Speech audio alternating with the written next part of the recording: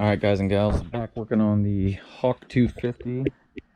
If you watched my previous videos, you saw that I transplanted this Loncin RE250, the overhead cam motor with the 6-speed transmission, into the Hawk. And some people suggested that there might be a little more power in changing out the carburetor. So what I've been running is this, Mikuni clone that everybody runs with the air filter. And it works pretty good, actually. Now that the engine's breaking in a little bit this season, I'm noticing that it has picked up a little bit of power. It feels like top speed I've had it up to is about 76 miles per hour, but was not able to hold that, in any kind of an incline or even a strong wind in front of me. That was going straight with a tailwind behind me. So while it can do that, it comfortably goes 60, 65 miles an hour all day long with the gearing how I have it set up. Obviously I have the 520 chain, O-ring chain, 13 tooth front sprocket, and the way it's set up, it's a pretty good combination of power and enough room at the top to cruise around on the 55 mile an hour roads. But I would just like to have a little bit more power out of this thing. There's a lot of things you can do with these. I could go to a different cam. I could try to, port the heads a little bit. But honestly, I'm pretty happy with it the way it is. It's a fun little bike. It's not enough power, just like, a stock Hawk engine. It's not going to get me into any trouble. And it's just fun to tool around on and take on the gravel and the dirt roads around here. So today, I'm going to be swapping out this carburetor for the Nibbi PE30 carburetor. And the only thing that's going to suck about that is that carburetor is a little more challenging to get dialed in, but supposedly once you get it dialed in, it supposedly makes a big difference that you can feel. So I'm hoping that's going to be the case with this engine. So the first thing I'm going to do is get this stock setup off here, get the gas turned off, and then I'll show you what we got. All right, so here's my box of parts from Amazon that finally arrived. With everything that's been going on, Amazon's been super slow. eBay has kind of been a better option, but I wasn't in a big hurry, so I went ahead and picked up all the actual genuine Nibbi parts. So this is the intake right here, and this engine takes the same parts that a stock engine takes as far as intake and stuff. So this is our part number here for that. In this box, air filter. This is an angled air filter here. It's a genuine Nibbi also. This is one that works for most people. The Hawk, it's got the slight, like 45 in it. Just in case, because my setup's a little bit different, the angle coming out of the head is a little bit different. So I went ahead and ordered this straight carburetor, and it's a K&N. Probably actually works better than like these painted generic ones. But this one has a straight, where it just is straight on. So we'll just see which one I need. I just wanted to have both just in case. We've got the actual carburetor here, which is what's going to hopefully make all the difference. Okay, way bigger. They come with a few jets. Not sure what those numbers are. So I went ahead and bought a jet kit also, just to have parts on hand, because I think there's going to be a little bit of tuning required. I'm going to go ahead and start with a 35 pilot and a 125 main, probably. Start from there, see how that works with my setup, and then I can try to refine it a little bit from there if it doesn't work too good. So I'm going to go ahead and get this carburetor pulled apart, and we'll see what jets are in it. All right, so with the fuel bolt cover off, here's what's going on inside of here. This right here, this piece of plastic comes off, and these are our two jets. Just come out with a flathead screwdriver. I can't see any numbers. Well, I'll have to take a closer look here. I can see this one is a 128 that came in it. It looks like maybe a 40. So yeah, I'm definitely gonna have to change those. All right, so like I said, it came with these jets also. This one here is a 39. And it came with a 125, a 128, and a 130 jet here. All right, so the 125 was actually in the parts kit for the carb, but the 35 I had to get out of the jet kit that I bought. All right, so I got my jets in. They just screw out with the screwdriver and back in. I'll get everything put back together and we'll get it put on the bike. All right, so I've got the carburetor kind of loosely fitted in place here. A couple things I noticed. This intake is too long with the setup with this engine. Just a little bit, so I had to push this silicone coupler farther onto the intake than it was designed to go. Basically, so the carburetor is touching the metal part of the intake, and then this will be, you know, obviously tightened up. So not a big deal. This carburetor is touching the frame over here, and I pretty much had the same problem with the old one. I was able to get the, you know, the stock throttle cable in. We'll see when it starts. It doesn't look like it's closing far enough to me, but it might be fine. I mean, it's coming down. Obviously, the nice thing about the Nibbi, you got your idle adjustment right here. This is your fuel mixture screw. It's an air adjustment screw. I don't really know where that's at. I'll play with that here once we get started. Down here is just your bowl drain, just like before. So I'll have to run this hose like I had the last one out towards the front. As far as intakes go, or air filters, obviously this isn't the one I'm putting on there, but I don't think the straight one will work because it will smack right into the factory airbox. So I'm going to try the curved one. Some of you wondering what to do with the stock air hose that comes out of this. I always leave this box in place, or left the box in place. That way the crankcase vent breather goes right in here. These are known to leak some oil sometimes. This way it just dumps it in here. Not a big deal. I don't have any oil in mine, but that is a problem on some Hawks.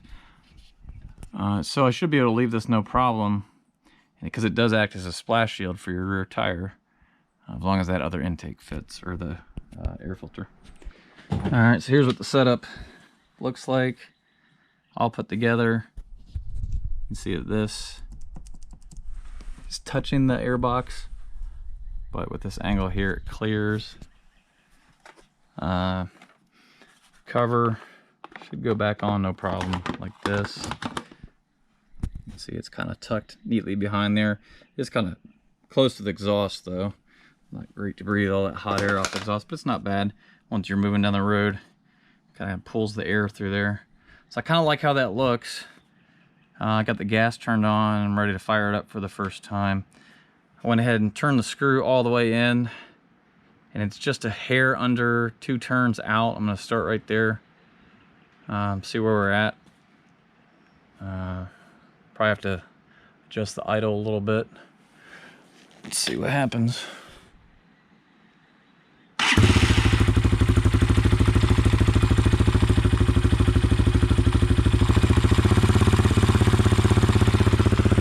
Well, that's good. Fired right up.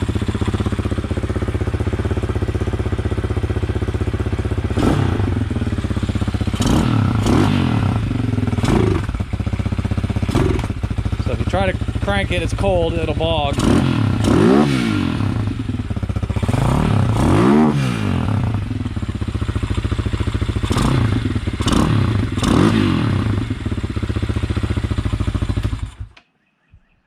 So I guess that's a good start right there. Fired up. So we're in the right spot. I'm gonna do a little more playing around with the tuning, and we'll see if I can get it. I mean, it sounds really good the way it is, but you know, I like to play with it. See if I can get the idle any better. All right, so it's running pretty good. Just have to take it out for a ride and see how it does. Probably gonna have to wait till tomorrow to do that, but that'll be in just a second here in the video. I'm just gonna give a quick shout out to Oddball Performance is the name of the YouTube channel. Dan, Mega Dan on China Riders. It's kind of where I kind of stole his jetting suggestions, even though he has a different engine.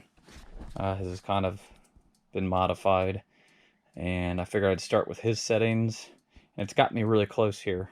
So obviously I'll have to ride it and see, but I kind of copied his jet settings and his idle screw adjustment just to get me started here. But it fires right up. No choke. It's about 60 degrees out right now. That's cold. And I just love this idle adjustment. It's so nice. No matter what, with the VM26 carburetor, I mean, I'd be out riding, and it seems like no matter how many times I thought I had the idle adjusted perfect, it wouldn't be. So I always carried a screwdriver on the motorcycle here. And when I was at a light, I could kind of tune it up. It seems like just depending on the weather, I'd always have to mess with the idle, but don't have to worry about that anymore, so that's really nice. It looks good too, but the big thing is how will it perform. Alright, we're gonna go for a ride. Try this thing out.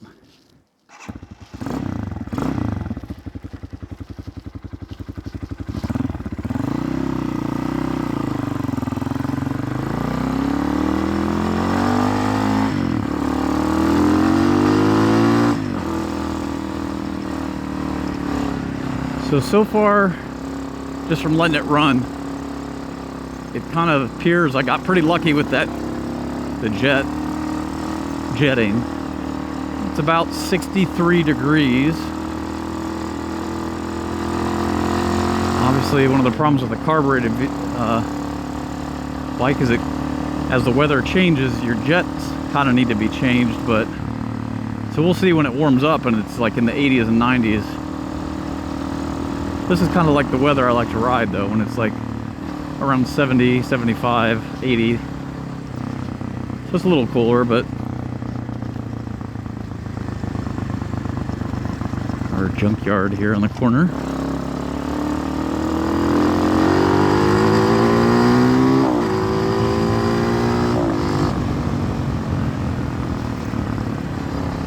Okay, so initial reaction, you definitely feel it. You definitely feel the difference. Throttle response is very quick. Even if if I downshift and roll on the throttle, it just pulls harder. You can tell it's got a lot more low end torque. You can feel that right off the rip. I'm not even completely warmed up yet.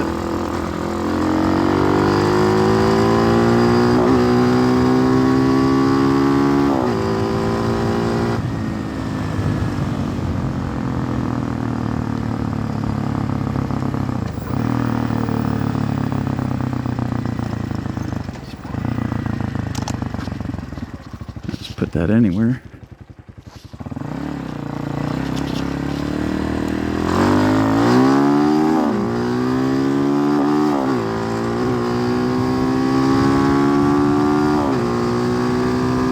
It comes right up to red line, first and second gear. So we're at 55.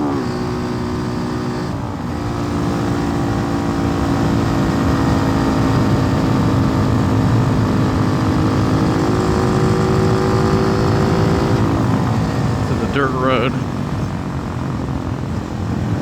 little bit of pavement.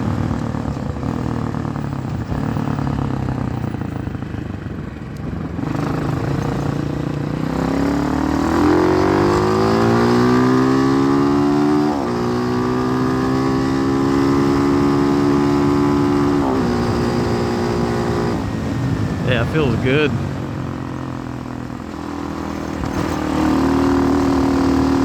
Even like hitting this hill in fifth gear, lots of low end grunt.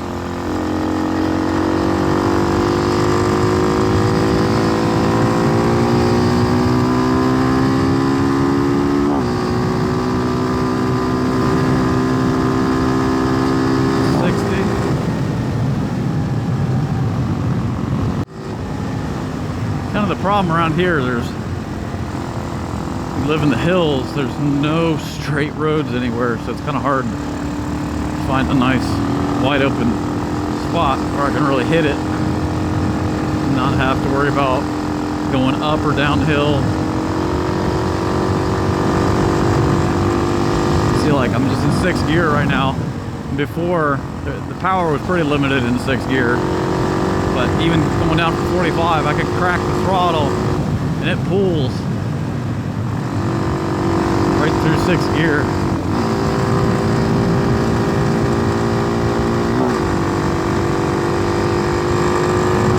Not even 200 miles on this engine since I put it in. So we got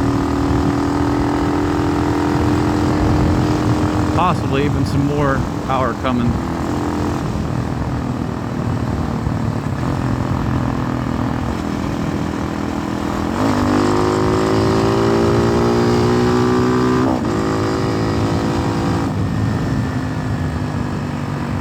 So far I don't feel any like dead spots in the throttle, so we're probably close. Might be a little lean, if anything. I'll have to look at the spark plug.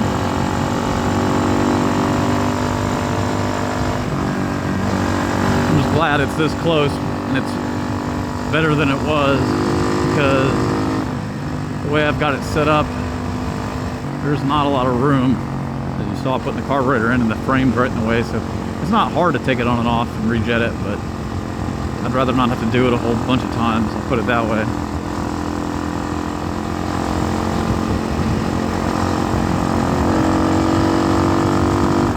Yeah, the low end on this thing is much better.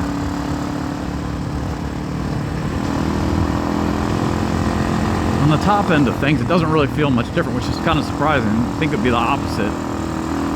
With the smaller bore before would have caused good low end torque and sacrificing the top end, but it's kind of the opposite, which is kind of strange. See, like right there, I slowed way down, didn't downshift at all, and just torqued right through. All right, I'm gonna try to do a little top speed run here. I don't know if I have enough of straightaway.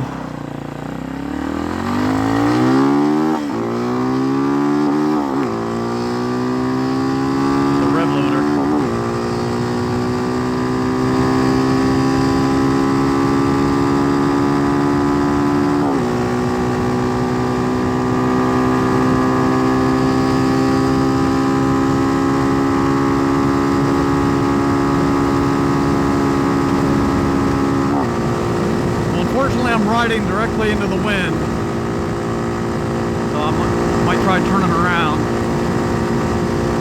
Kind of stuck at 63.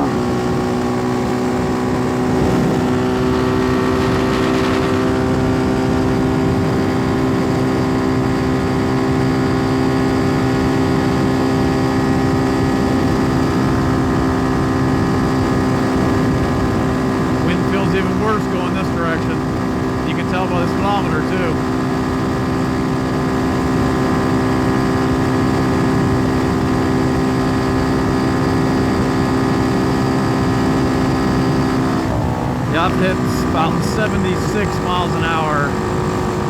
I was at the rev limiter in 6th gear. That was with the wind behind me. It just still doesn't have enough power.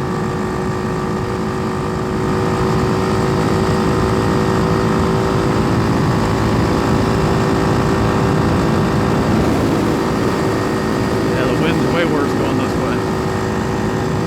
I've got a crosswind, about 30 miles an hour right now. It's blowing me all over the road.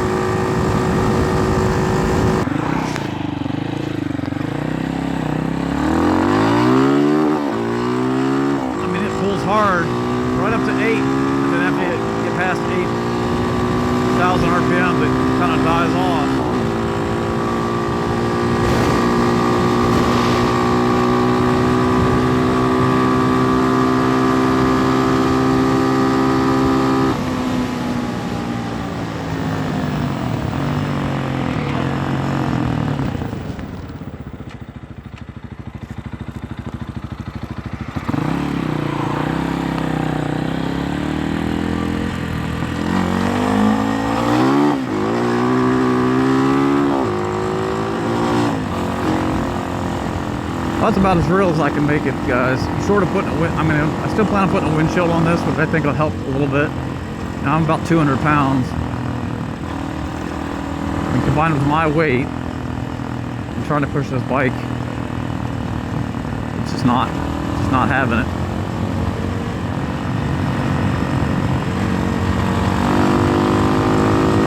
It's cool having the 6 gears though, don't get me wrong.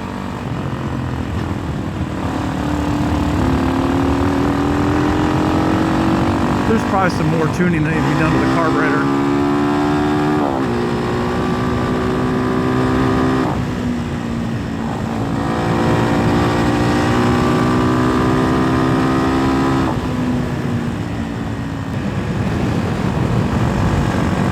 I think my problem is I'm trying to make a dirt bike into an adventure bike.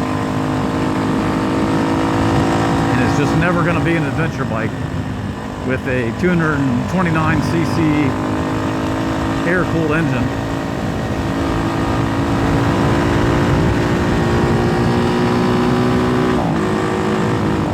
I mean, you could jump on the highway for a minute, and you could definitely, you know, hang on the 55-mile-an-hour roads all day long, no problem. But it's definitely not something you want to go, in my case, across the country on. I know some of you guys have done it. Or at least not on the highway.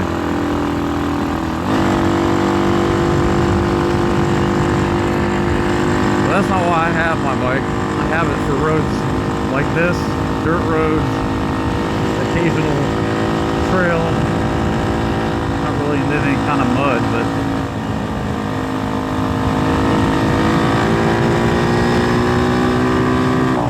strongly considering upgrading to a Honda, the CB500X, kind of like the mini baby brother version of the African Twin, I guess, the new one, 2019 and up. But I just like this bike too much to get rid of it. I don't really want to. Well, I wouldn't get rid of it, but to upgrade for what I ride for, this is what I ride for. Nice days, roads like this. It's not my commuter, it's just get out and play around a little bit. Doing this engine swap really wasn't necessary. There's a lot of guys getting the same miles per hour out of their Hawk with the CG engine that I'm getting out of this one. I mean, if I was going to throw a bunch more work at it, this might be a better platform to start with.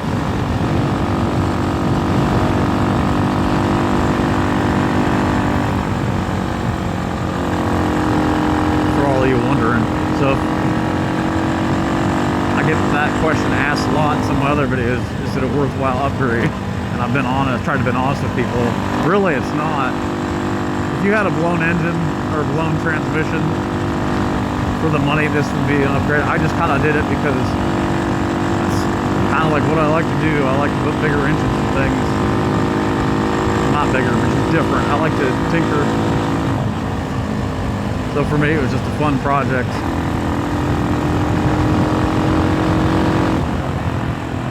Now I got my perfectly good Hawk engine and transmission. I still need to, I was just gonna hold on to it in case something happened to this one, but I'll probably be selling it. No reason to hold on to it, really. Thought it might be cool in like some kind of go-kart project someday, but I don't think I'll ever really do that.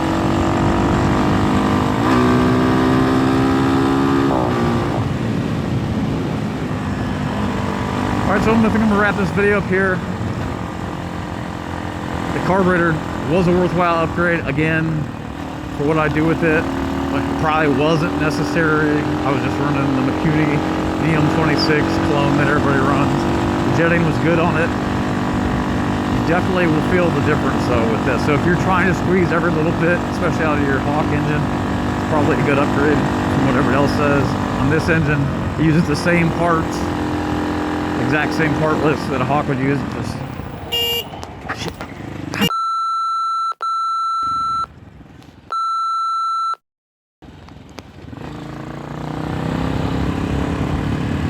that on video. Always gotta be ready.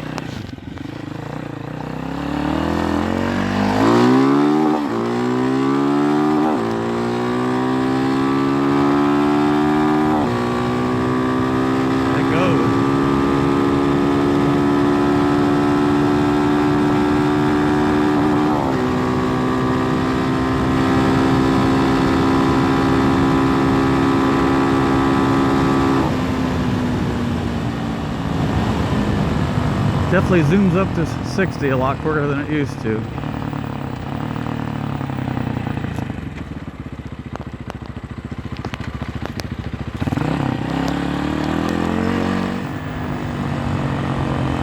Alright, so for real now, I'm going to go ahead and end the video. If you guys have any questions, leave a comment below. As always, I always appreciate it if you like the video. And be sure to subscribe if you want to see more. I'll probably be doing some more videos on the Hawk. So, until next time, we'll see you guys.